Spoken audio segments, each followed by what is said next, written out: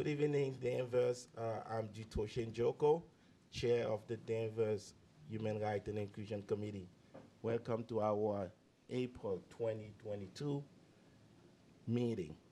I will start by having Bob Gamer read us the Native Land Acknowledgement. We acknowledge that this meeting is taking place on the unceded territory of the Namkig people. Historical evidence shows that the Namkig were peaceful in their relationship with European settlers. However, their population depleted rapidly due to the Europeans' introduction of smallpox. As we begin our meeting, we acknowledge and honor the Namkig community, who were the original inhabitants of what is now known as Danvers, Massachusetts. Let us take a moment to honor these ancestral grounds that we are collectively gathered up and support the resilience and strength that Indigenous people have shown worldwide. Thank you very much, Bob. I'll now move on to the next item on the agenda, which is the citizen queries. This is if any resident has questions, comments on things that are not already on the agenda. Yes, ma'am. You want to just go to the microphone and introduce yourself? Good evening. Thank you for giving me the opportunity to speak. My name is Paula Jones, and I am a proud resident of this town and also running for the one open seat on school committee.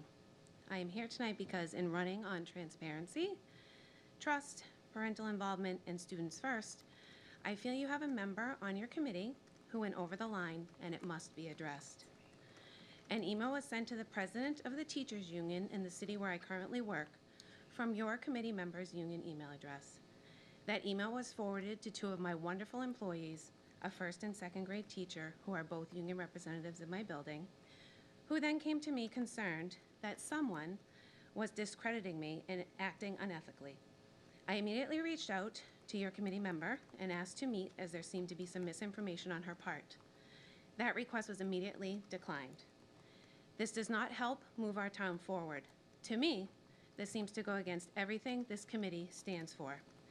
I don't believe she thought it would ever get back to me, but I have built transparency, truth, and support into the school as a leader, and I am so very grateful that my dedicated teachers came to me. I am feeling heartbroken to be here standing in front of you tonight. I am a mother of two beautiful children, a wife, and an educator, and I jumped into this race with 2 feet. No one asked me to run. I never wavered or looked back. I did it because I love our town, I love our kids, I want to support our teachers, and do public service for the community. I will continue to share my positive message and continue to stay positive that this town can and will move forward, and that every day we will do what is best for all of our students. Thank you. Thank you.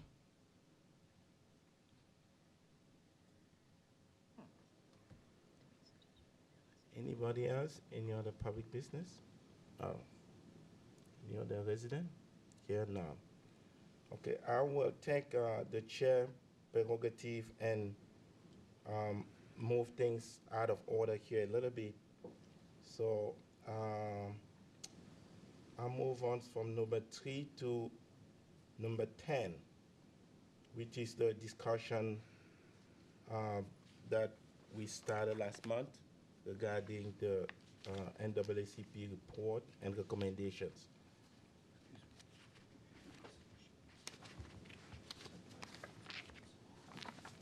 We can do that after. Okay. Thank you. But before we discuss the recommendations of the report, in the report, pardon me, I was informed last night by the town manager that Sergeant Baldassari had requested a reassignment at the end of the school year. It was accepted by the chief and supported by the town manager.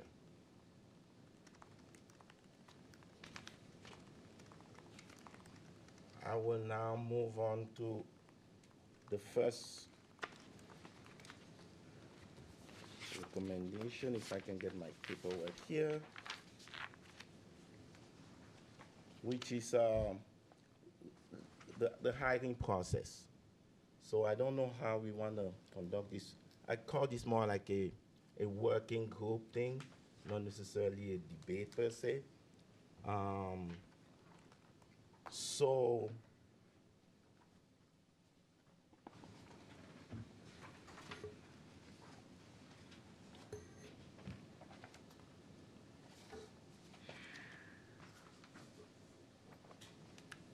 Dee, I think it might be helpful to start. I know Jamie, our chief level, had sent us that list of talking about a lot of the things they've already implemented. So I don't know if somebody would like to maybe just summarize those so we don't start from ground zero on this, maybe? that's exactly what I was looking for. Okay. Yes, I think that's a good idea. Do you have your copy? Yes. Yep. So I'll have Kristen kind of give us a summary of what the hiring process is currently looks like. Sure. So I'm just reading this from a summary from Chief Lovell. I'm not an expert in civil service, so I can't answer any questions here. And Chief Lovell is unable to attend tonight. Otherwise, he would. So I don't want to read several pages, but in summary, really, the civil. Yeah. It's okay if you want. You want me to read it? That's Okay. fine. Okay, I will read it. The Danvers Police Department is currently a civil service agency and must follow the rules and regulations of the Civil Service Commission regarding the selection of new officers. I would like to provide a brief overview of the process. In 2022, the Massachusetts Civil Service Commission began offering an annual police officer examination. Prior to 2022, the test was held every 2 years. This recent change to an annual examination was designed to provide communities with more candidates. During the civil service examination process, an applicant can receive several designations. The following are in order and include a brief description of each preference. 534 CSC preference. A candidate has appealed a decision made by the appointing authority, typically a bypass for a position, and the commission has ruled in favor of a candidate. The remedy is placing them at the top of the civil service list. 402A preference. A parent was killed in the line of duty. 402B preference. A parent was permanently and totally disabled in the line of duty. A disabled veteran in residency. After the exam has been taken and graded by the Civil Service Commission, an eligibility list is created. Once a community is ready to hire police officers, a request is made to civil service. An eligibility list is created based on the number of candidates the community intends to hire. This number is based on a ×2+1 formula. For example, if the Danvers Police Department was to hire 3 new officers, they would be able to choose from the top 7 candidates. 3 × 2 + 1 = 7. The Civil Service Commission notifies the top candidates, and they are provided 7 days to sign the list stating they would accept the position if offered. The list is provided to the department in order of the preferences mentioned above. Candidates the Civil Service Commission has determined were unfairly bypassed for a position, followed by children who had a parent killed in the line of duty, a parent permanently and totally disabled in the line of duty, disabled veterans, and then residency. The department is required to hire candidates in the order they appear on the list unless they can articulate and document a legitimate reason to bypass a candidate. If a candidate is bypassed, they have the right to appeal the decision to the Civil Service Commission. If they are successful in their appeal, they will receive the 534 CSC preference and will be moved to the top of the current or next exam. The residency requirement gives every Danvers resident who takes the test seniority over residents from other communities. A candidate who received a 70% on the exam and lived in Danvers 1 year prior to the date of the exam would come before a resident from Beverly who had a 100% score on the same exam. A comprehensive background investigation and candidate review is conducted by the Danvers Police Department, and recommendations are made to the town manager, who is the appointing authority in Danvers. Background investigations. In 2015, I was promoted to the rank of captain, and I was assigned the responsibility to overhauling the selection process to include background investigations. The following is an outline of the current process. Recruits are invited to an orientation session where the selection process is reviewed and the candidates are provided a 23-page questionnaire. Each recruit is assigned to a certified background investigator. Each background takes an investigator 40+ hours to complete. These background investigations include home visits, a neighborhood canvass, documentation and assessment of all tattoos for content, personal and professional reference checks, federal, state, and local criminal record checks, a thorough review of all social media content. Once the backgrounds are completed, each candidate participates in an integrity interview. This interview is conducted by a captain, a lieutenant, a sergeant, a detective, and the assigned background investigator. Everyone involved in this process is a certified background investigator and has extensive experience in conducting complex investigations and has training in interview and interrogation techniques. These interviews typically last between an hour and an hour and a half. During these interviews, candidates are asked a series of questions and are evaluated on their responses to the following topics: prejudice, behavior, bias, use of excessive force, duty to intervene, communication skills. The candidates are then provided a writing assignment, which is typically centered around current trending issues in law enforcement or in the community. These assignments are later graded. At the completion of the process, the operations captain presents their recommendations for appointments, and the candidates are interviewed by the police chief and then the appointing authority. Important note: in the NAACP report, a recommendation was made to involve the Human Rights and Inclusion Committee in the process. In our current process, this would be extremely difficult. The town manager and I have decided to include the new Director of Equity and Inclusion in the review of our integrity questions and participate in the interview process at the Chief of Police level. This will allow the DEI to voice any concerns he or she may have about a candidate to the town manager before the final interview and conditional offer of employment is made.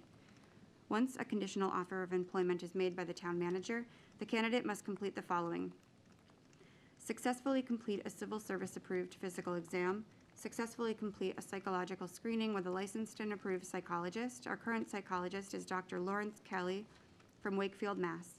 This process includes the following: the Minnesota Multiphasic Personality Inventory 2 restructured form, Personality Assessment Inventory, 16 Personality Factor, 5th edition, clinical interview.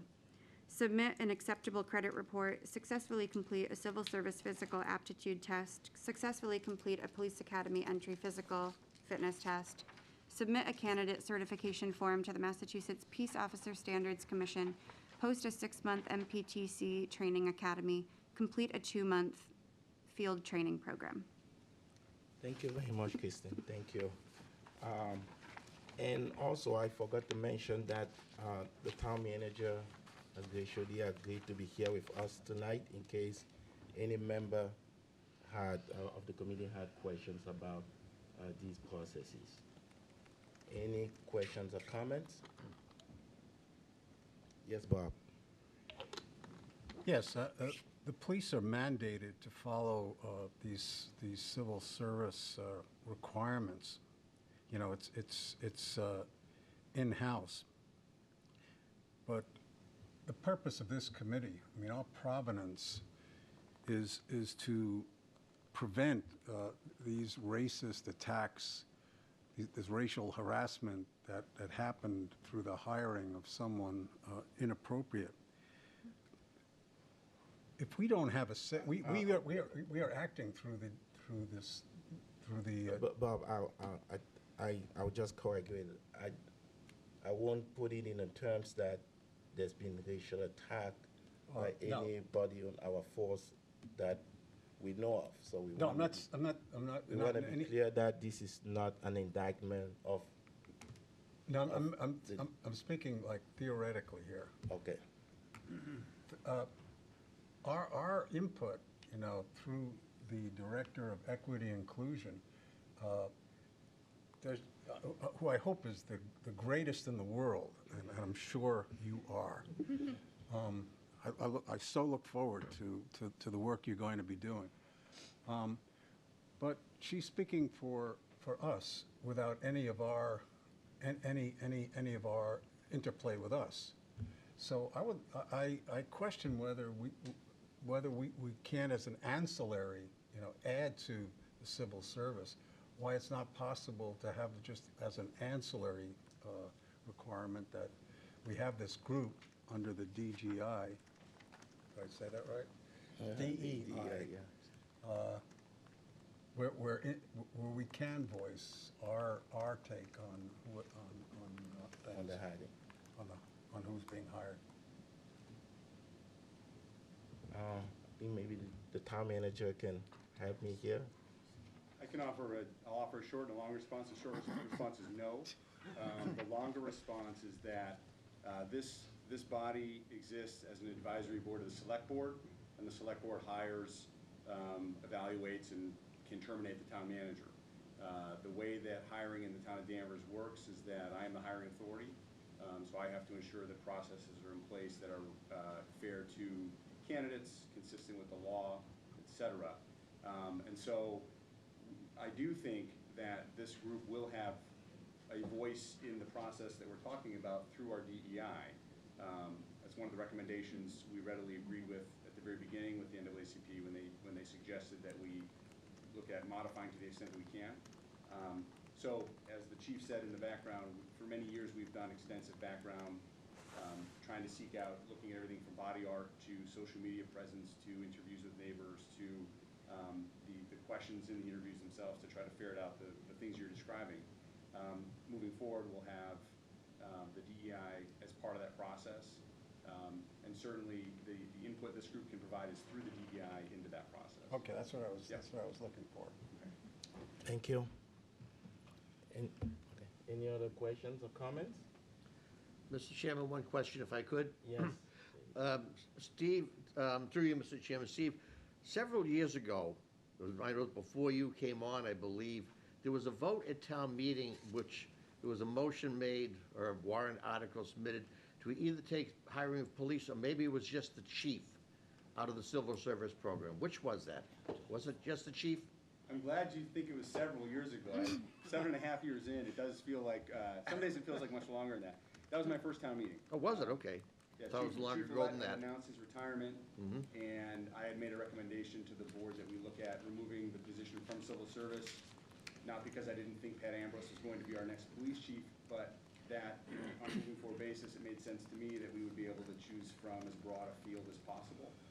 Town meeting voted that down by nine votes. But that was only the chief's position, Just not the all chief's officers, position, okay. Correct. So that civil service is mandated by law in Massachusetts. So communities can exit this, there's a process to leave the civil service, and that happens from time, I think every year there's probably at least one home rule petition, give or take, at the legislature, but that's a locally initiated process that has to be approved by the state. Okay, thank you. Mr. Chair, Yes. I remember that vote, and Mr. Bartha was here then, only a few years ago. I think the vote was taken the same day we voted as in a presidential election. No? Town meeting. Town meeting. Town meeting, yeah. That was something different, I'm sorry. But I guess the question I have is, when you say the town can withdraw, can a town or a municipal authority withdraw from the civil service? Just for the chief or for other police officers, or how does that work? I mean, give me a little bit more of details. I'm admittedly not an expert on the civil service. There may Right. only be one or two experts on the civil service in the state, and they work for the Civil Service Commission. Right. It's a very complicated series of regulations and law.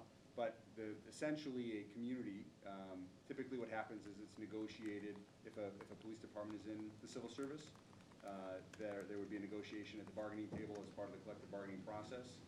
And then coming out of that, something would be put before the town meeting or in a city before the city council. And then I believe that goes to the state legislature where they have to vote to, because if you're civil service, I believe it's written into state law. Putting poor Robin, an expert, after I said nobody's an expert, but, so that's the problem. You'd have to, it's a local process that makes its way to the legislature, and then it's approved by the legislature. Well, you have to go through the bargaining unit first, then the town has to go into the state, basically, and it could apply for anyone in the department at that point. So the chief and the department are separate, as I understand. So the chief's Yes, it's separate. So you wouldn't necessarily, I'm going out, after saying I'm not an expert, I'm gonna be offering answers that I'm not fully confident in, but you certainly wouldn't be saying we're gonna pull our patrol officers out of the civil service, but leave our sergeants and lieutenants in Yeah. the civil service. You'd be looking at the department. Well, see, I got, honestly, then I didn't understand it, to be honest with you. I thought when, for some reason, that went before town meeting, I think now, I think it was because of the police chief, but I understood it to be all appointments within the police department. That's not the case, obviously. So, when you read through some of these restrictions, obviously, it's very difficult to get people from outside the community to come in and be hired as a police officer, as I look at it. I thought that at one point there were, if any of your parents were on the force, then you would get put in, have special preference, but it's just the disabled. Is that correct? I'm going to invite the assistant town manager to the podium. She just finished, she thought she just finished serving as the Mass Municipal Association representative on a task force to take a look at the civil service rules and regs. That's going to end up being a permanent, we think. Hoping it was ad hoc, but these commissions never go away. Go ahead. Sorry, Paul, can you repeat the question again? I'm not Sorry. even sure I knew what the question was. I think it was But members of the Department I guess of I'm Children. looking at civil service and I'm saying, okay, the path, you can get out of it if you're just talking about the chief, as an example. But we're going to be in civil service when we do any hiring on the force. So the question was the criteria? So Well, it does, it always falls into the criteria. When you look at the criteria, I just mentioned children of parents that were on the force, and I could see Rob saying no. Okay, so that's not it.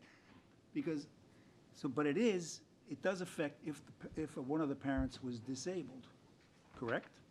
Disabled in the line of duty. In line of duty.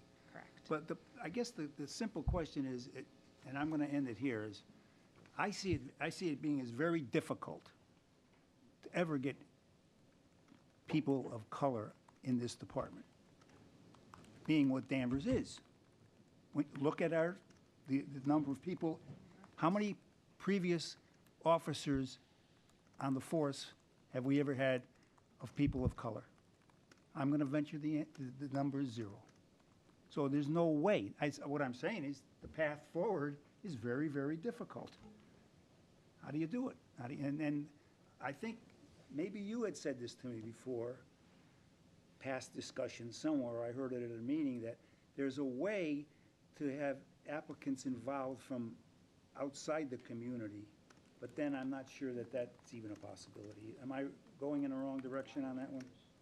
So there's two ideas that could address what you're speaking to. Communities can choose to waive, through a process, a rather complicated process, waive the residency requirement for their civil service list, which then opens up your civil service list to the entire state. That can become even more complicated because now you're getting candidates from Springfield, Worcester, Pittsfield, Raleigh. They can be candidates from anywhere in the state, and we have a requirement of how far away police officers and firefighters can live in our community. So getting rid of the residency preference does change how your list will look as far as geographically how far people are. You can also do lateral transfers. You can say you would accept a transfer from another civil service community. You cannot take them from non-civil service communities or outside of the state of Massachusetts. And communities will advertise that they're accepting laterals. You have to have a vacancy to do that. You can't add to the department. And then somebody has to be interested. It gets a little twist. Both the appointing authorities from the incoming and the exiting community have to sign to agree, which usually goes okay, but it can be held up if a department is worried about staffing issues and doesn't want to lose an officer. All right. I'll be honest with you, this particular topic, we could have 5 special meetings and then appoint 5 subcommittees And that's how much time it would take. So I'm going to stop right there. Thank you very much, though, for your patience. Thank you. Yes, Kristen? So I think, I know we dived right in. I just want to kind of acknowledge that this report is, specifically about the police department. But this really happened under the school administration's watch, right? So by the acts not being taken a couple of years ago, we're left here to put it on chief level and the police department to now really clean up this mess. And I just want to acknowledge that because I think it's really unfortunate that we're here. We have to have this conversation because it really should have been handled before. And I think just personally, as I reflect on this, it really, and I communicated this at chief level as well, it seems like from all the information available that the investigation was done well from a criminal perspective, but we really missed the boat as a community looking at this through an ethical perspective. And that's where, as I'm going through this and I'm thinking about this, that's just, for me, as a committee here, I know we've talked about this before, I take accountability for that being a part of this committee because I think we missed the boat. But for this first recommendation, I think Rob has done an excellent job of coming to these meetings, providing as much information as we want about what they're doing. You've shared all these questions before. I mean, when I read this from chief level, this wasn't news to me because you constantly are providing us with these updates. And I think, as the public hopefully gets more interest in our committee, they'll see how transparent this relationship is. So I fully support this recommendation, and I'm so happy with how much of it we're already doing. Thank you, Kristen. Any other comments, questions? Okay. I don't know, Missy Vice Chair, how do we do this? Do we say that we support the I'm not sure how we put this. Yes, Deb? I have a question and then a possible suggestion. Are we going to vote on each recommendation and whether or not the HRIC supports it? Is that the intention of this tonight? And if so, I'd be happy to make a motion to support recommendation number 1 regarding hiring process. I think that was the intention, unless someone disagrees. I don't disagree, except I'm not sure I understand whether we're doing it as an entire report and moving it to the select board. I think I'm not sure what we're going to do. I was thinking maybe we have a motion like, I mean, I think this hiring process is fairly extensive. And like Kristen said, the Lieutenant Rob has provided a lot of this information before. And it was going to be more like, we support all these procedures which align with the recommendations that we got from the NAACP. I don't know. Yes, Mr. Just ask a clarifying question. So the recommendation itself asks you to support a formal test with candidates asking questions which would be inconsistent with civil service, conducting social media pre-screening, which we have done for a long time, and then creating a DEI citizen committee, which I guess if we're calling it like the counter proposal is we're having the DEI participate in that. So I just wanted to, I guess my clarifying question, is the committee voting, maybe understand the recommendations before you take a vote? Does that make sense?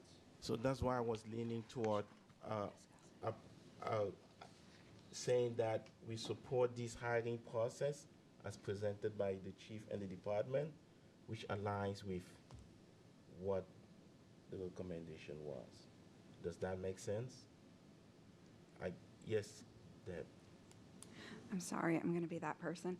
I just wanted to be clear. I think it's just a little confusing with the way the agenda is written, whether we're voting on all the recommendations at once or going piece by piece, because the way the agenda is listed, it seems that it would be probably most appropriate to vote piece by piece on the recommendations. And then if so, before we actually discuss any of the recommendations, there should be a motion on the floor before we actually engage in discussion. So whether the motion is to support or not support, there should be a motion on the floor before we engage in discussion, just to make sure we're all, you know, parliamentary correct. Who has read Robert's Rules of Order? I love that. Exactly, I'm not a legislator or We've a put lawyer. the cart before the horse, I think. No, I mean, I think technically, maybe technically yes, technically no. Robert's Rules of Orders are there as guidance. They're not necessarily law or ironclad. There's a lot of chair discretion in terms of that, but typically for organizational purposes, that is the process. Yes, Mr. McKenna? Mr. Chairman, I think that putting a motion on the floor before we've had a chance to discuss the thing we're talking about may lead us in the wrong direction. I think having some discussion will lead us to a proper motion, as I think it has on this first recommendation. I think if we had taken a motion first, it probably would have been to accept the recommendation, period. And I don't think that's where we're going now. I think we're going toward accepting approval of the town's process in conjunction with this, or something along that line, rather than just accepting the recommendation verbatim. That's correct. I agree with you. So that's why I thought a motion like approving the town process, which align with the recommendation number 1, would be appropriate unless there's any objection. In that case, I will make that motion, Mr. Chairman. Any second? Second. Discussion.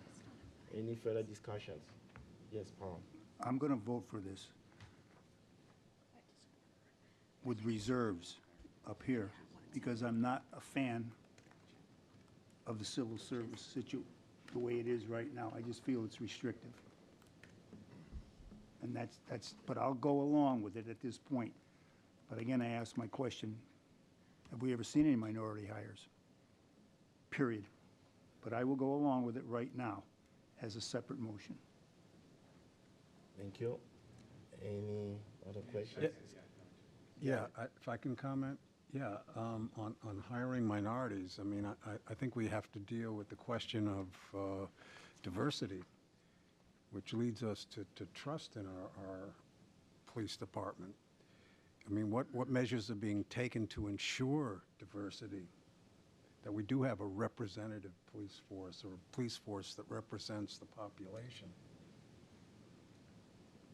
I mean, I would say this can go in a lot of directions. My take on it is the civil service as it exists is law. We have to follow the law. And there are some guardrails, like, you know, using the DEI and advice from this committee and a lot of things that the town manager, who has the authority to do this, and the chief, that they take into account. If we want to do something about the civil service, I think that's a topic for a different discussion. That's something we might have to petition, go to town meeting, then go to the state legislature, and then we can do something about it. But within the constraints of the law as we have them now, that's what has to be followed. So I just want to make it clear that we can't be suggesting here that we want to go around the law as it exists. Mr. Town Manager? If I could offer just generally, and then I would defer to the assistant town manager. We have had minority officers in the past, we presently do not. And with respect to the civil service, once the names are in the system, the process is very prescribed. Danvers is 91 or 92% white, according to the most recent census, which means that 8 or 9% of our community is non-white. So some of the things communities can do is better outreach at the very beginning of that process. It's a very complicated process, it's a very long process. And we've sort of joked about, like, hey, you want to be a police officer, keep an eye out for the test that's going to happen sometime in the next 10 to 12 months, and then come back, 3 months after that to do this and do that. So it can be a very overwhelming process, but there are things communities can do at the very beginning of that to try to generate more interest. And I would really, the assistant manager has been doing a lot regionally in terms of thinking about recruitment. Certainly that's something that's going to be part of Jasmine's scope of work. But Thank you. The town manager mentioned the commission I was serving on. That commission was specifically tasked with looking at ways to create greater diversity amongst the civil service process across the whole state. because we're not saying it's not an issue in Danvers, but it's also an issue statewide, the lack of diversity in police and fire positions. So this commission worked for the past too many months to think about ways and recommendations that could be implemented to increase diversity. The recommendations have been made, and that commission's work will continue. But some of the things that we recognized and spoke about is that we are seeing a lack of diversity and a decrease in diversity in veteran and military service, and that's where we're getting most of police officers from. There's a pipeline from military service into police service. So that is one of the issues they're seeing, but we made a recommendation to have the state create a diversity office within the Human Resources Division, which is where civil service is housed, to better work on outreach and initiatives to create diversity in the applicants that are taking the civil service exam, and also create tools that municipalities could use. So we recognize HRD cannot do all the recruitment across the state on their own, but if they create a framework and some information for communities to use, and we are better aligning our time with their recruitment and our recruitment, we could, pull our resources together and do better with diversity recruitment. So there's some other ideas in the report that are coming out about ways to increase diversity, better outreach to the schools. Community colleges have a program for firefighters, but they don't have one for police officers, so there's a recommendation to create a pathway program through community colleges, and especially in areas of the state that have a greater diversity pool, use those community colleges as a trial ground. Those are some of the recommendations, so I think it's important to know that the civil service unit and the state as a whole recognizes this, critical issue, and that we're working together with them to make greater impacts on the civil service system, recognizing there are some broken links there, and then also being able to take away some of the ideas from that commission's work that don't necessarily need legislative action that we could implement on our own. And both our chiefs have heard from me on some of those ideas, and I think we'll continue to talk about them and see if we can work through any of those. So I think it's something we need to work on locally, but also with HRD and the civil service unit as a greater entity as well.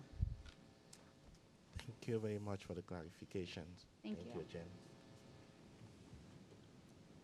Okay, so what do we do here procedurally? We go back to that motion? Unless someone wants to amend it, we're ready to vote on it, yeah. Okay, so the motion was made and seconded. So all those in favor say aye. Aye. Oppose? None, the motion carries.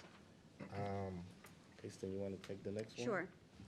So to go back to Chief Lovell's report to us, the recommendation number 2, rebuilding trust with the community.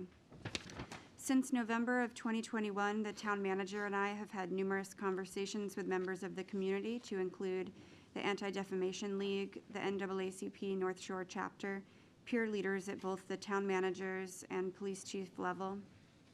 During these conversations, we have listened, had engaging conversations, and continued to learn.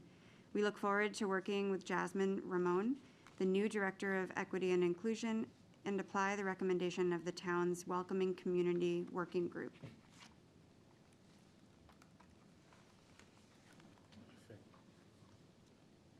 So, and as I said before we started the report, that the town manager had informed me that the sergeant had asked for the assignment that was accepted by the chief and supported by the town manager. So I don't know if there's any questions. Or no, okay. So, yes. This is talking about rebuilding trust in the community. I guess this is probably the place to address this. I realize we're voting on the individual recommendations, but I've got to say I was a little disturbed by the report we got that included those recommendations. My first thing that concerned me was that it was based on an anonymous letter. I've spent many years on boards in this town. I've written plenty of letters myself, both to the newspaper and to boards. Some of them rather incendiary. Some of them where I told people exactly what I thought of them. my name always appeared at the bottom of that letter. When I was on the Board of Selectmen, we had appointed committees that were charged with evaluating the performance of several of the people that was part of our jurisdiction. One year when I was chairman, the subcommittee solicited input from the public and then submitted the letters as anonymous. We had no idea who the letters were from, what their agendas might have been, what their criteria was. We had to throw out the report and appoint a new committee. An anonymous letter isn't worth the toilet paper it's written on. Some valid concerns raised in it, but at the same time, some very disturbing thoughts too. A comment in there about the person thought that the reports they're hearing was, if I find the exact quote here, assume them to be the typical back the blue Trumpster-fire nonsense we've been seeing long term. If we're trying to be inclusive, Mr. Chairman, and bring the community back together, you don't do it by insulting half the people in the country who voted for a particular president. I don't care whether anyone here voted for him or not. Half the people in this country did. You just discounted half of them as being nonsensical. Other things in here that disturb me, one particularly, the person who wrote this letter, if I can find the bloody thing now, said that I choose to align myself with love by believing the victim until given enough evidence to not to. And then if the evidence comes through to exonerate the accused person, I'll look for another investigation to try to turn that over. Our Constitution says that a person is innocent until proven guilty, not guilty until proven innocent. And this organization, NAACP, Black Lives Matter, and many other minority groups have rightfully and justly said that they have complaints that other communities view them as guilty just because of the color of their skin. So now they're turning around and saying the exact same thing. It's just, I just found the whole thing very disturbing. While I think many of these recommendations make sense, I think we need to be more inclusive and more healing and not have something that's going to drive more wedges into the community. And I think, unfortunately, this report did that. So I'm just expressing my disappointment as founder of this committee and someone who believes in diversity, has worked for over 25 years on this committee and other places. If we were going to vote on that report, I'd have voted no on it. I'll probably vote for all these recommendations, but I'd have voted no on that report. And I'm sorry if I offended anybody. I seem to be getting good at that these days. A little bone in my head that says, don't say that, is worn out. But I say what I think, and that's what I think on that. So I guess I'm finished, Mr. Chairman. Thank you, Davey. Thank you. And I would acknowledge that there were some statements in the report that I myself found disturbing. I'll actually have Kristen kind of speak to some of those. But as she does that, we just want to not miss the point as to, what is the bigger picture. Kristen, you want to? Sure. So again, back to Chief Level's report to this committee. He did want to point out incorrect information that was contained within the report for our knowledge. So he said, please see the following comments regarding incorrect information provided in individual sections of the report. Section 5, quote, we learned that the anonymous victim was not present at the time of both the investigations led by the school district and the police department. Therefore, all findings were largely dependent on compliant students, unquote. Without knowing the anonymous source's identity, I cannot positively confirm that I interviewed him, nor would I to protect the juvenile's privacy. Every member of the team was provided the opportunity to speak with me. Since the conclusion of my investigation on July 14th, 2020, I have not been contacted about the accusations by any players or parents. The next quote is, the police nor the school district actively pursued identifying evidence of bullying or hazing and only focused on identifying criminal behavior during the time of the investigations, end quote. During my interviews with the players, I asked specific questions around hazing, including Were you ever physically assaulted or pressured to do anything as part of an initiation to the team? And if they had ever been pressured into participating in certain activities. The next quote, more than half of his visits were met with non-compliant parents who would not permit Chief Lovell to question their son, and the rest of the meetings were met by team members conveying that they had not witnessed any acts of rape or molestation by other team members, end quote. I met and spoke with 15 out of 22 families, and the interviews centered around criminal activity to include hazing and possible hate crimes. The next quote, the chief admitted that he did not inquire on matters involving bullying, hazing, or overtly racist name-calling in any of his interviews, end quote. The phrase hard R Fridays was not discussed in my interviews. During my interview, the following question was asked. Are you aware of any threats or actions by any hockey team members based on someone's race, color, religion, national origin, sexual orientation, gender identity, or disability? This includes on and off the ice. Players were asked if they were ever physically assaulted or pressured to do anything as part of an initiation to the team. Section 6, quote, regarding the mention of the Pink Dragon, G Tuesdays, or Hard R Fridays, these terms were introduced by the anonymous Twitter account in January 2021, as well as mentioned again by the anonymous youth victim that was interviewed by the Globe and Channel 5, end quote. The terms Gay Tuesdays and Hard R Fridays were known at the beginning stages of my investigation. However, the term Pink Dragon was not known by me until the release of the yearbook, the anonymous posts, and the news media stories. Thank you very much.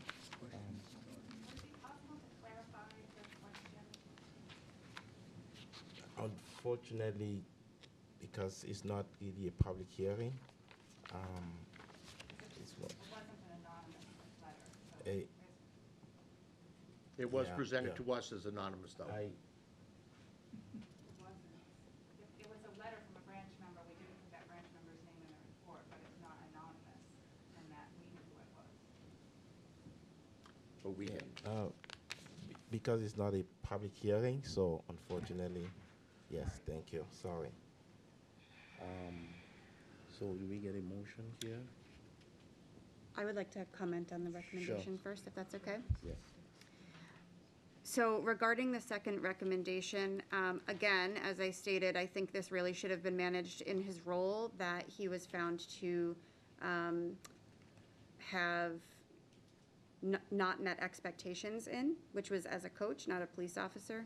And, you know, I think the culture of, you know, I didn't know, or kind of, yeah, I didn't know, is unacceptable. And it makes me worry about when my own kids are in sports in the Danvers school systems, if that's the culture that's been created.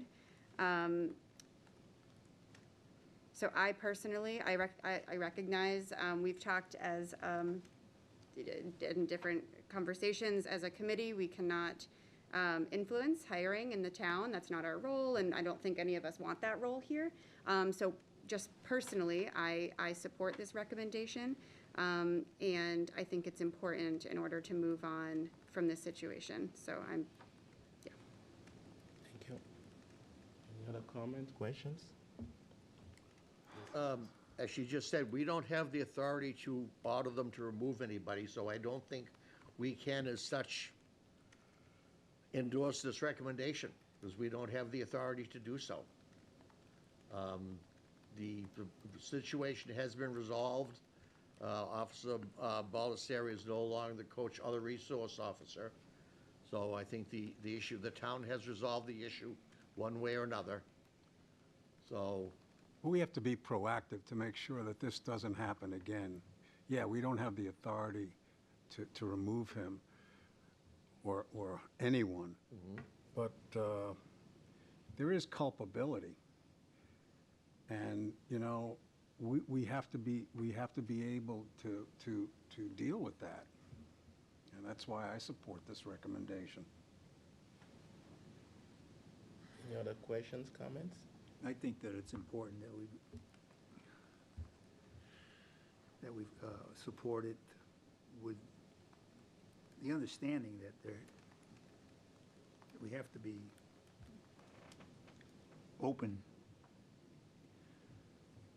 to things that happen and transparency is the word, really. And I think that the rebuilding trust in the community is extremely important. I think we're taking a great first step by the hiring of a DEI. Congratulations, by the way, you're not a mystery anymore. I'm just wondering when Mr. Barth is going to actually introduce you, because everybody knows who you were. It's on the agenda, right? I said it's not my agenda. Oh, okay. See if I can just make one more. But anyway, congratulations. Anyway, I do know, this is a little, it seems to we're getting into some things that are already taking place right now. The former coach, the former resource officer. I think we should move on and just, I would suggest we move it on, accept it, and then move it to, I guess, to the select board, if that's where it's going. I'm hoping it's going to the select board for their consideration. Mr. Yes, Chairman, Deb. can I make a, Yes, Deb? I think this is a question, and I'm not, obviously to the chair through whoever is the appropriate person to answer it. The way I'm reading the recommendation is that, or the way I'm understanding this is that we're supporting a recommendation, not saying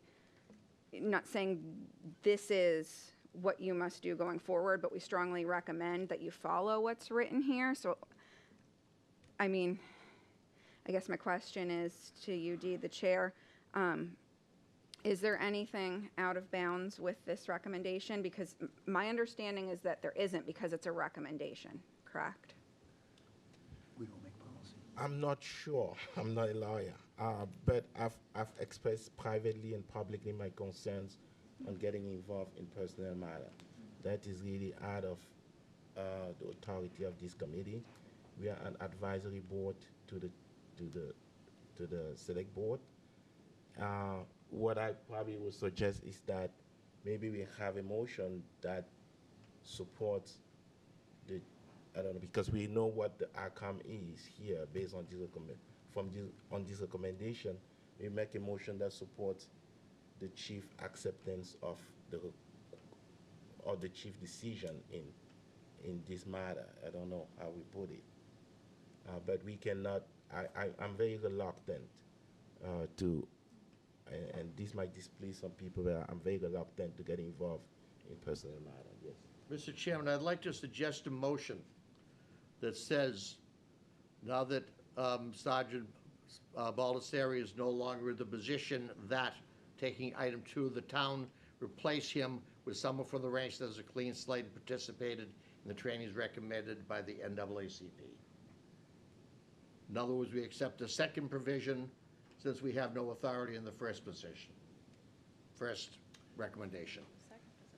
But even that one, we're telling them how they should hire. I'm not sure. Well, I think that's what our job is, to suggest. We're playing Jiminy Cricket to the town, basically. We're trying to be their conscience. Maybe we shouldn't, I don't know, but that's what we're appointed for. So I think that we recommend that we suggest they find someone that will do a good job, basically. So I think if we take the second part of that provision and say now that Sergeant Baldessari has left the position or is no longer in the position, which doesn't say whether he left or was taken out or whatever, that they hire someone who is capable of doing the job as we feel it should be done. Any second? I'd second it. Okay. Any discussions? So the motion will be can you repeat that again, David? Sure.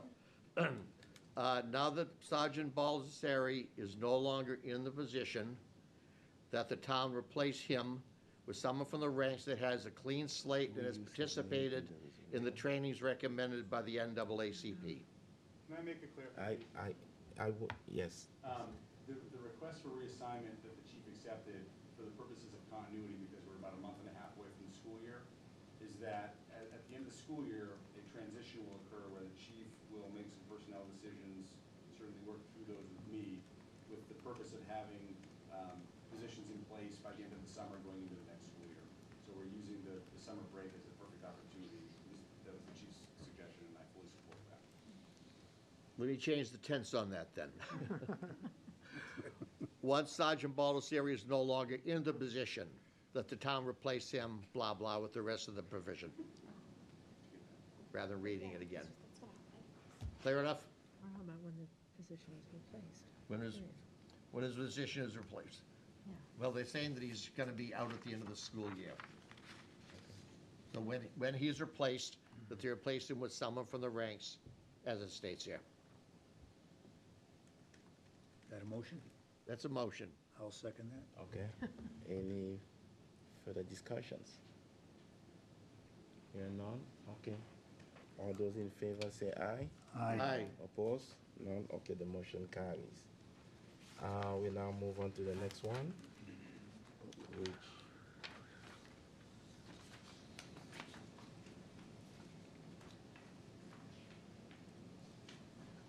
You want me to read? okay, should we? Would you like me to read it? Yeah. Sure. Sure. So, communicating with the public. Again, back to Chief Level's report to this committee. The Danvers Police Department has never had any intention to cover up the investigation into the allegations against the 2019 to 2020 Danvers hockey team.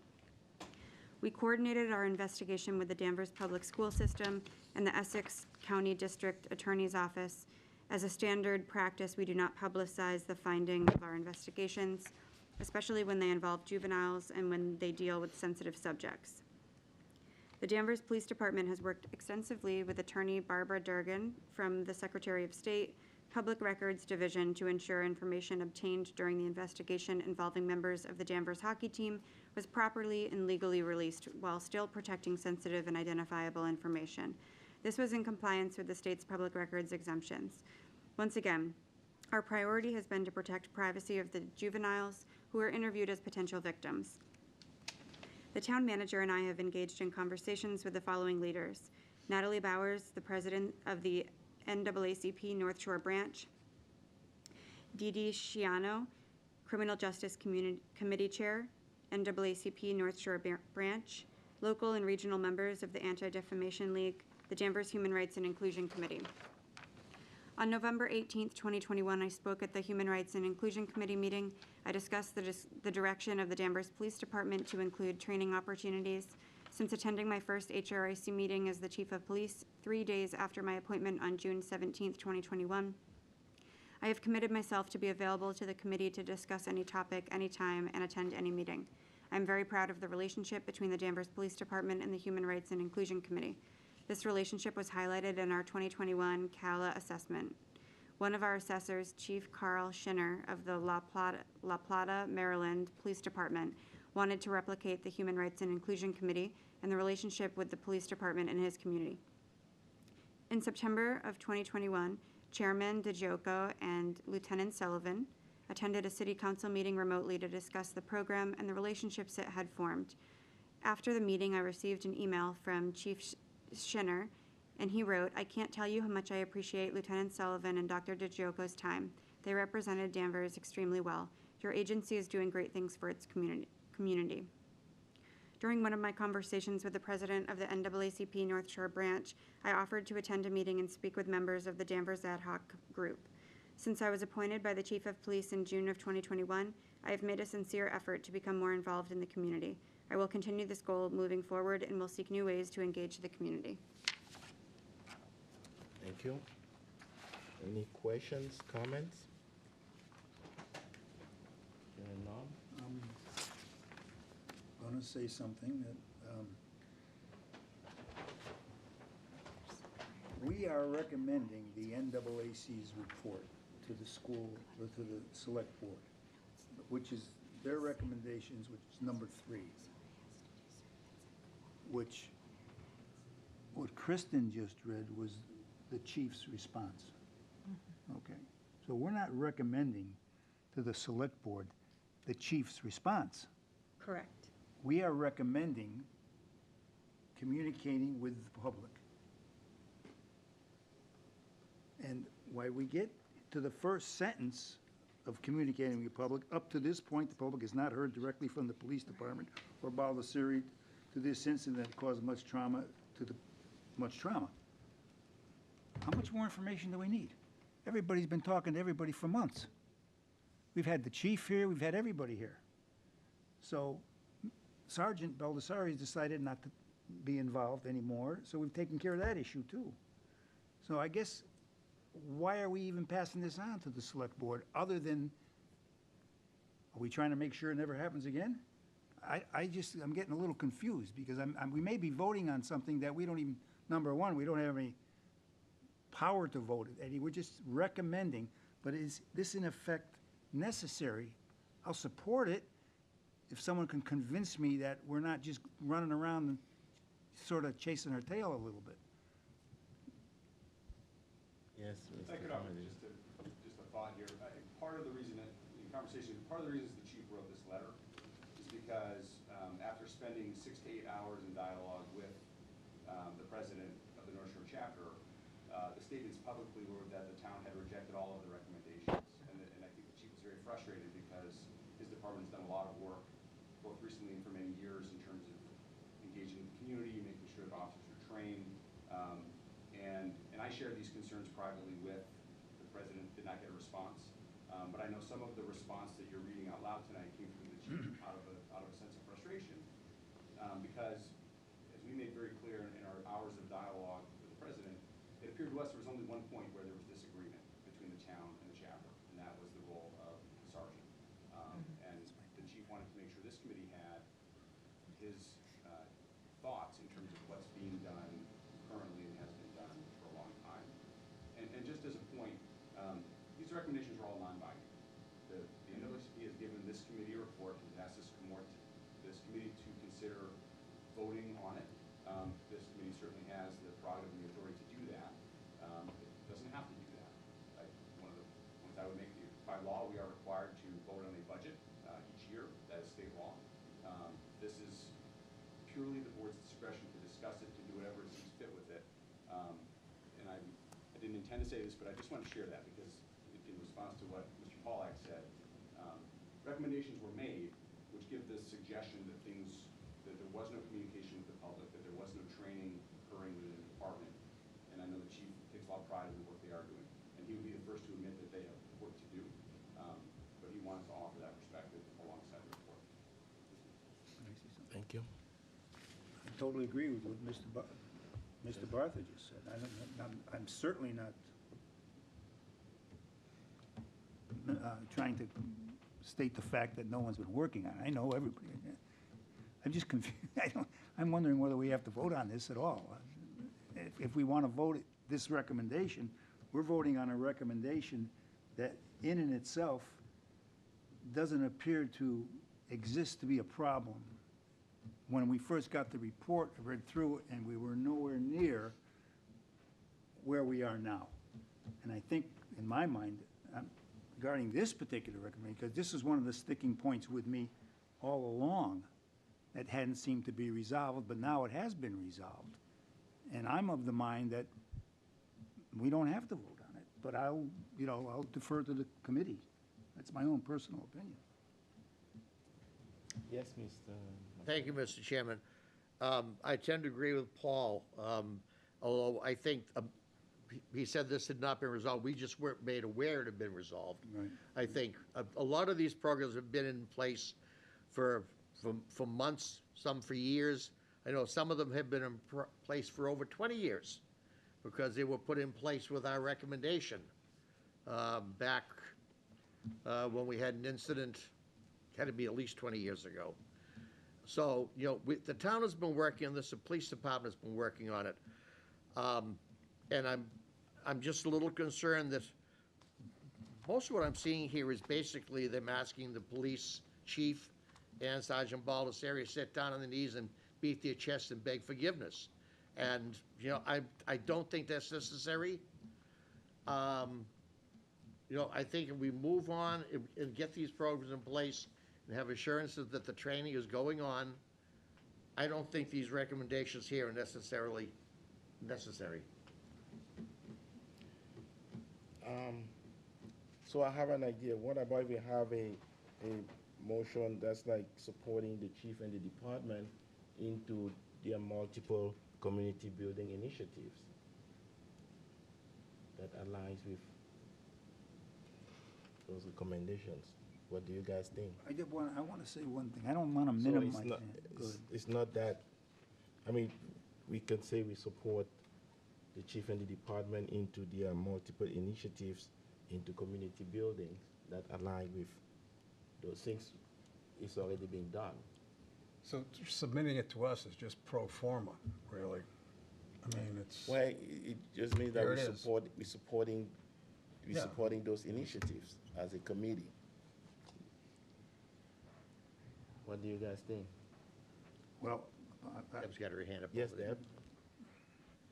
I think similar to the first recommendation, there's some things in item number 3 that if we were to wholesale recommend, and I want to be clear that I support the work that community members have done around this NAACP, as well as other community partners and municipal employees. This has been a really difficult and long road for people. I, of course, support accountability for people's actions, but similar to recommendation number 1, in recommendation number 3, there might be a little snafu of sorts with Mass General Law, particularly Mass General Law Chapter 150E, which is mandatory subjects of bargaining, and so this would apply to the sergeant, but not to the chief, and so I'm concerned about voting wholesale on a recommendation that would put potentially the town in violation of collective bargaining law. So that's just something that popped as a flag for me. That doesn't mean that it can't, a motion can't be made with some kind of substitute language, of course. I agree with what you're saying, Deb. I think the recommendation to improve communications with the public is important and is necessary. I think, just speaking to what Chief Lovell said, he has been, he's exactly right. From the moment he joined the first meeting, he's been incredibly supportive of all of us. He goes out of his way to create opportunities, whether it was being, the fundraising that they did for the MLK event, or, setting up one-on-one discussions. Dee and I engaged in a discussion with him, when this came out, and he's always been transparent and honest, and I think he's been a pleasure to have on this, join this committee when things come up. So I think, we can agree with the importance of the intent of the recommendation, but we don't all have to necessarily agree with every single statement within the recommendation. And I guess just personally, I don't know if the goal of this is really to take apart every sentence and all agree to it and then take it to the select board and ask them to do something with it. I don't know that wasn't my impression of what we were trying to do. I think we received a report. We were asked to review and acknowledge, and that's what we're doing. So I don't know that we need to take it to any further than that. So based on that, I'm comfortable agreeing with this, but it doesn't mean that I agree with every sentence, and it doesn't mean that this is all encompassing of what we need to do to improve public communications. So that's kind of my 2 cents. Yeah, to answer the first question, we don't have to bring this to the select board, and I don't think that was the purpose of it either, because I think they got the same report. Exactly. Yes, Bill? I would move that we support efforts that have been made by Police Chief Lovell and by the NAACP to improve communications within our community. I'll second that. And I'd like to amend it if I could make a friendly amendment to support what they've done and to encourage building upon that with new initiatives to make things better. Okay. Any further comments? I think that covers section 4 too, pretty much. And if you want to include that in the discussion Yes, or. Paul? You all set, Dave? Yeah, I support this, support what Kristen just said, and I also wanted to make a point before she even said it, that I didn't want to minimize the work the NAACP did, too. Because it's taken everybody to get this done, and I think this motion will move it forward, and then we just have to keep moving forward. And in no way would I want to minimize the work the chief has done, because he has been extremely cooperative, nor do I want to minimize the work the NAACP did in their efforts with the town manager and everyone else involved. Thank you. So, any other further discussions? Here none. Okay, all those in favor say aye. Aye. Aye. Opposed? None? Okay. Now move on to the, Last one. I don't know if that last one we actually need to read everything. I can just summarize it. Yeah. Okay. I- So again, back to Chief Lovell's report to us. So the last recommendation, further training. So there's a lot of training that the police department is doing. We won't read through everything. I'll just highlight some of them. So there are many hours of police training committees. There's additional trainings. Lieutenant Rob Sullivan and I participated in a 6-session symposium learning about the Holocaust. And so this is what many people participated in on this committee, as well as our community.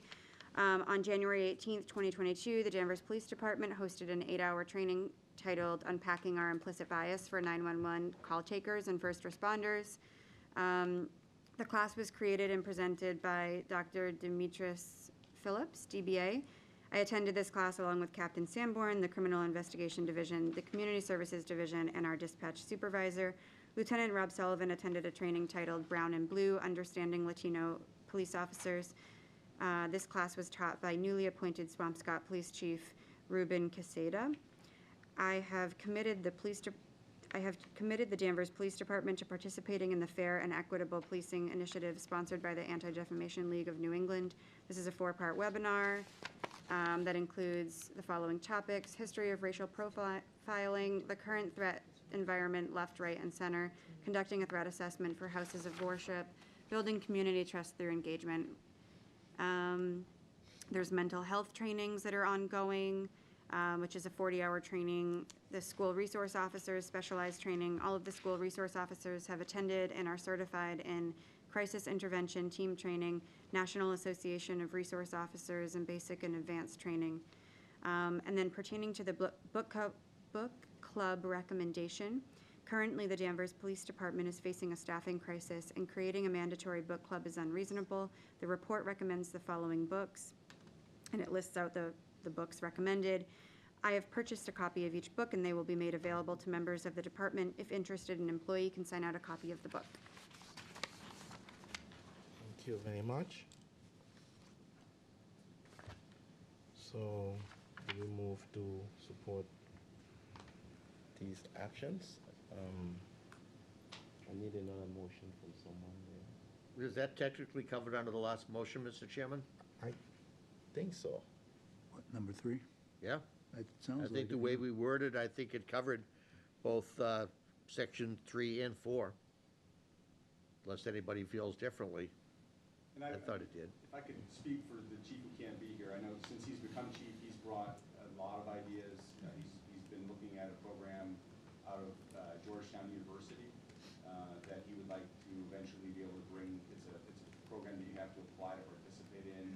I believe it's called ABLE, Active Bystanders Law Enforcement. It's very intensive training. I looked at it. Anyone can go online, Google it. The introductory video is pretty interesting. And he and I both made very clear to the Anti-Defamation League, to the National League of Cities has a program, Race Equity and Leadership Program, and I've had conversations with their executive director, we've had conversations with the Lappin Foundation, with the North Shore chapter. The chief is open, and frankly, as an organization, we're open to trainings. We have some content area experts in the room, so if people are aware of trainings, it would be beneficial not only for the police department, but for town employees in general. Part of what Mr. Moen will be helping us with as well is share this with us, because I think this is an organization that has historically invested in training, education, licensing, safety, et cetera, for its employees, and these trainings are no different. So we're open to any ideas that people want to share with us. Thank you very much. Thank you. So I think this concludes that. You move Do we on have to to. vote on this? No, we don't. Let me just a brief statement. Really brief. Yes, Paul. It's gonna be as brief as I can do, because town manager, last meeting we had here, a month ago, David, previous chairman, Mr. Crane. David Thompson. Dave, happens to me all the time. David Thompson mentioned that the Danvers school system, mainly the athletic department, was having a class, a seminar, whatever you want to call it, on a two-day, it was a two-day program that they put on. And the people within the building, Danvers Public Schools and the high school, they were taking volunteers. It was run by Northeastern Universities, and it was the title, Don't Hate the Athlete. And it struck me, and somehow I did something, and I signed up for it.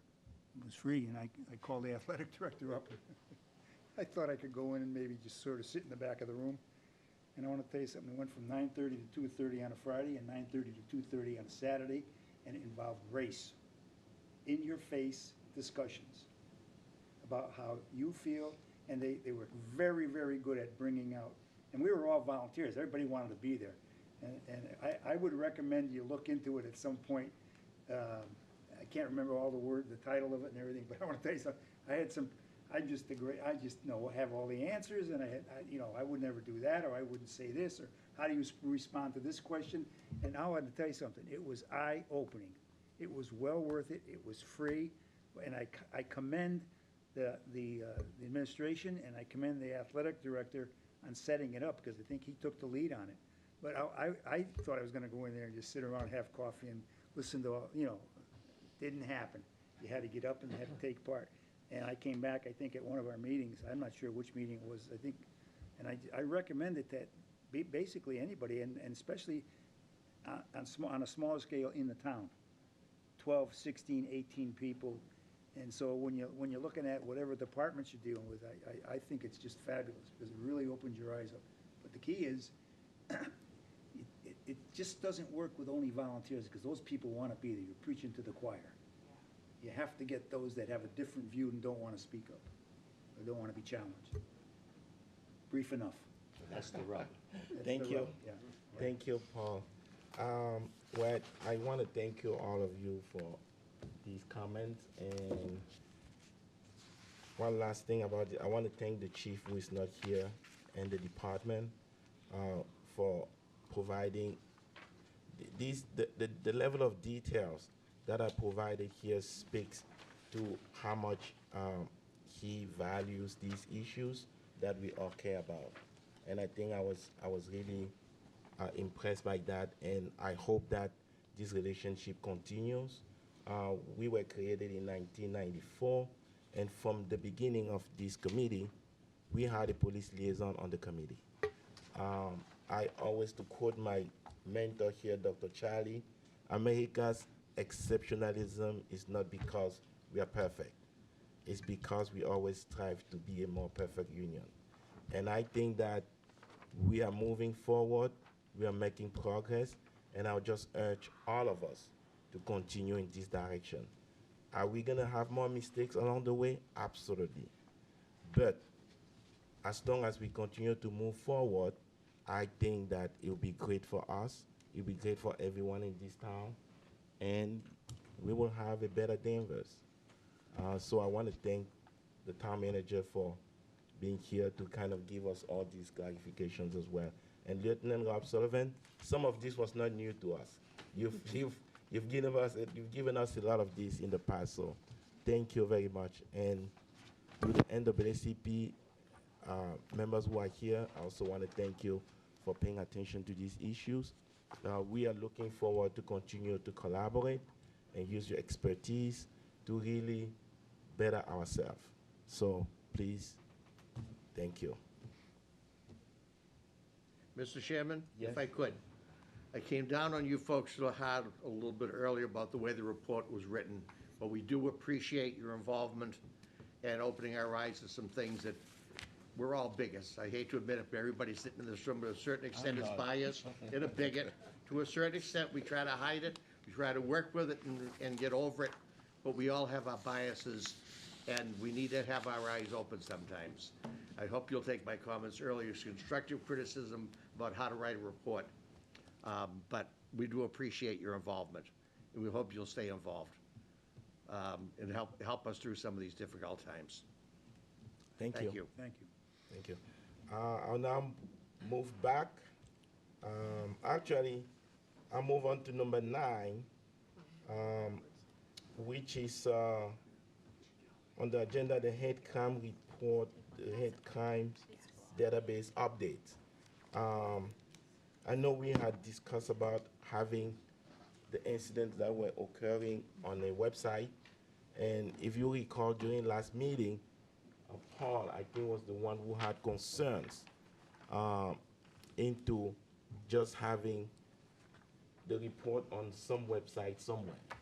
He and a couple members of this committee didn't think that was a good idea to just have a report, put it on a website, and then nobody knows what's going on. So the town manager and the chief picked up on that, and I think he has some updates for us as to ways to make the information to the public more visible and to kind of put the incidents that occur in a context. So, Mr. Town Manager? Well, I appreciate your reference a few minutes ago to mistakes along the way, because I would like to start this update by acknowledging one of my own mistakes along the way. No, what's wrong with the staple? That was the machine. I had nothing to do with it.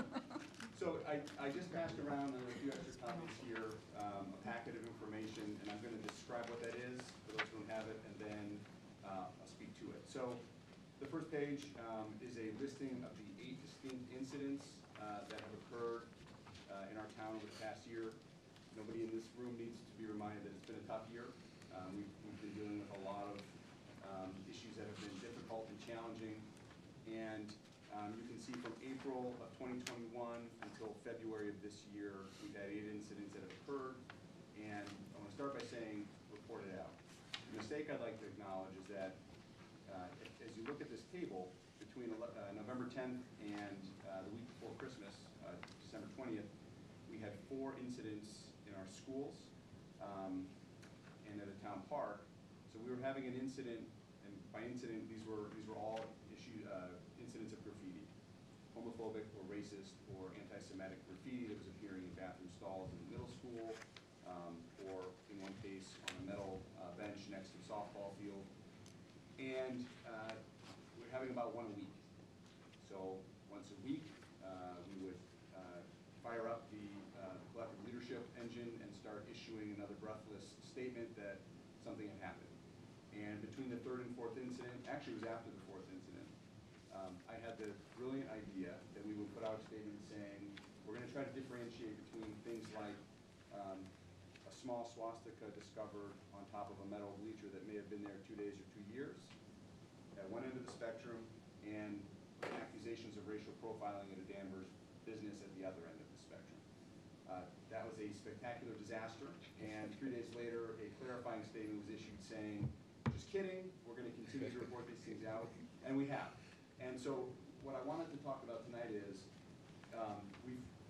we don't want to double down on a bad idea with a second bad idea, and I think I didn't see the meeting, but I would assume to the point Paul was making, what you have in the packet, these are each of the statements that were issued either by the town or by the schools. Typically the schools would send them out through their parent communications, and then normally Jen, as our communications director, would pick them up and put them out on social media as well. So we want to make very clear, we will continue to communicate these incidents to the public through the appropriate means. Sometimes that's going to be an email to the parents of our 3,300 students. Sometimes that's going to be a traditional press release. Sometimes it's going to be a social media post. We spent about an hour on Jasmine's second day trying to talk through the utility of a table like this, and we just don't see it. We haven't found any examples out there where other communities are trying to create these things. When you're taking an incident that is described in a statement and trying to distill it into three distinct cells, and you're saying something like racially motivated violent crime. That leaves a whole lot to the imagination if it's simply a table existing on a web page. But you're never going to be able to put enough context into something like that to make it useful. And so the recommendation that we came up with, the assistant town manager, the director of equity, and myself, is that this table will continue to exist. It'll be a tool that Jasmine can use with this committee to track and monitor what's happening. And then we will continue to put out statements and talk about these things. But we agree, we don't see much utility in having a table exist on a website where somebody from the LA Times can come and find it and then breathlessly write more stories about our town. So we want to sort of use it as a tool, a working tool for this committee, but we'll continue the practice that we quite candidly never stopped, which was to communicate these things when they happen. Thank you very much. Thank you, Steve. That wasn't, your biggest mistake was when you used the word website. And with my lack of technical ability, it just froze my brain, but thank you very much. Well, let me be clear. There are 16-year-olds who don't know what a press release is. And 5-year-olds who don't know what social media is. So we want to use the appropriate. Yeah, where do I fall in on that whole thing? Although my 95-year-old grandfather used Facebook more effectively than I ever did.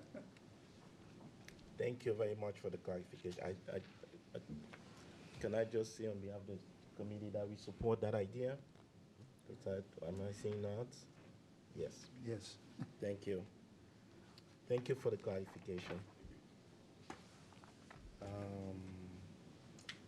Sorry, I'm kind of going back and forth here with the agenda. I will now move back to item number 5, which is the introduction of the Director of Equity and Inclusion. My apologies for my voice. I just got tested before I came here. I'm negative, so it's just allergies. So I will rely on Christine again to help me read the press release that was issued by the town manager. Okay. So the town of Danvers has chosen Ms. Jasmine Ramon to serve as the community's first Director of Equity and Inclusion. A brand new position for the town, Ms. Ramon will provide leadership in the areas of diversity, equity, and inclusion in partnership with staff, residents, and stakeholder groups. The position will also serve as a resource to the Danvers Public Schools and Peabody Institute Library in support of their DEI goals. The events of the past few years, both locally and globally, have elevated the importance of establishing a culture of equity and inclusion, both as an organization and as a community, said Steve Bartha, town manager. Ms. Ramon emerged from a field of roughly 20 candidates as the clear choice for this position, and we are both grateful and excited that she chose to join our team.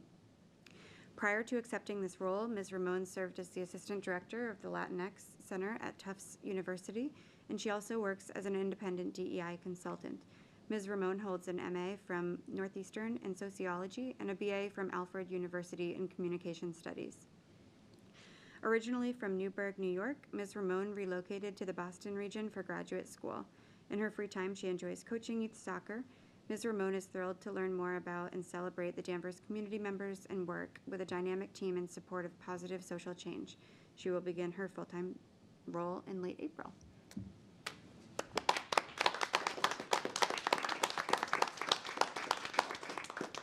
So exciting. Finally. Paul just said finally. So I don't know if, not to put you on the spot, but if you want to say something, more the. I have my night voice.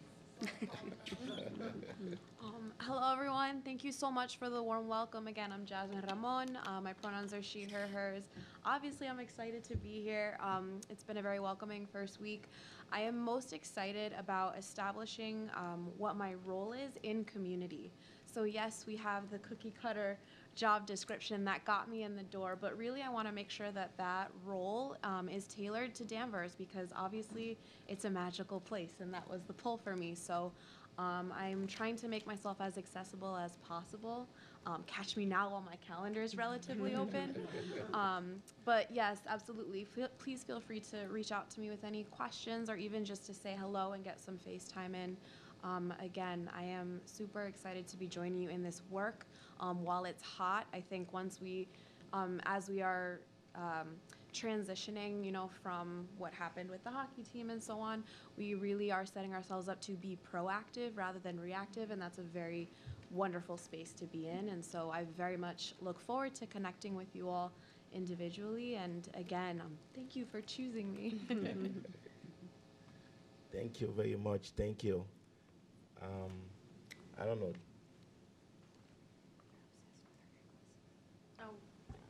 Anything? I was just Town told my manager? microphone's been dead the whole night, so I don't. Oh. No, I mean, I think between the press release and what Jasmine said, we are very excited. We advertised this position in October, and we said from the very beginning we were going to fill it right and not fill it fast. And so we took our time, and we had about 20 people apply. The chairman helped us with the interview process. We also had the library director and the soon-to-be former assistant superintendent, Keith Taverna, help us as well. And he threatened that if we didn't hire Jasmine, he was going to take her with him to his next position. So we're very excited. I have given my guidance to Jasmine out of the gate. I do take great offense at the description of it being a cookie-cutter job description because we used 12.5 examples and really spent a lot of time perfecting it, although, as we know, it probably still needs work. But my guidance has been listen and learn, get to know the community, get to know the people. She is very accessible, and I know she's very excited to meet and listen and learn about what matters to you. So we're thrilled. We had our first leadership team meeting this morning, and so we're off and running. Thank you. Welcome, Jasmine. And I think this is kind of not on the agenda, but out of order. If we can just start by David McKenna. You want to just introduce yourself really quick in a few seconds, and I'll go around. I think that's important. I'm Dave McKenna. I founded the organization. I was selectman for 12 years, and I'm the one with the big mouth. And welcome aboard, and the timing is perfect. You can see you got your hands full. Then we're hopeful that you can handle the job and help get us in the right direction. We need some help right now. I'm Donna Hopkins. I'm a realtor. I'm also a library trustee. I'm on this committee. I'm just so glad that you're here. We been floundering for a while, and I'm hoping that you'll be able to give us some direction and a lot of guidance and where we want to go and how we can best get there. So I'm just thrilled that you're here. Welcome again. I am Paul Pollack. I'm retired, and every time we have one of these meetings, I tell my wife I'm not going to open my mouth up at all. Never happens. Never going to happen. Never. But you said one thing I really, really love and enjoy. Proactive rather than reactive. Now, I've used that myself, but I thank you very much for coming and agreeing to be here. Welcome. Thank you. I'm D. Joko, the chair of this committee. We've met several times now, so welcome. I'm super excited and looking forward to the work. Hi, I'm Kristen Perkins. I'm the vice chair of this committee. I'm a Danvers town meeting member, and I work in biotech full-time. And my family owns a small business in town that offers inclusive sports for kids. So I want to learn more about soccer coaching. You might be a good resource for me. Welcome, thank you. Hi, I'm Bob Gamer. I'm so happy you've joined us in our hour of need. Charles Desmond, welcome aboard. We're looking forward to all the great work that you're going to be doing. Thank you for taking the position and sharing your wisdom and insight with us. I'm Bill Graham. I've been in the community about 4.5 years, and so I'm relatively new also. Hi, Jasmine. I'm Eric Crane. I'm the chair of the school committee and also the liaison to this committee. And very excited to have you joining us. We refer to our school district, our goal is to be an equity-seeking district. And we're really looking forward to any help, advice, collaboration that you can provide. So this, we hope this will be an exciting partnership, and welcome aboard. Thank you. Hi, I'm Deb Giswaldo. I am a public school educator and labor organizer, and I'm also a town meeting member, and I'm really excited that you are here in Danvers. Like everyone else has said, we could use some guidance, and I just hope that you don't feel like everything is being put on your shoulders and that the community remembers that you are not a panacea for all of the things happening and that the community needs to work alongside you. So thank you so much for being here. And I'm Eileen Page. I used to work in HR here. Now I'm just here for this for the past 2 years. So it's exciting to have someone full-time doing this and kind of be able to fully dedicate to this group because it's come a long way in 2 years. And it's definitely, you know, you've got a lot going on. So good luck. We do know each other. We do, yeah. Rob Sullivan, I am the Police Department liaison to this committee. Welcome and looking forward to working with you. Thank you so much, all. Thank you. I think I'll take a 2-minute recess, and then we'll move on. So it's 8:38, so we can get back 8:39. We can get back at 8:41. Thank you. This gives the chance to the people.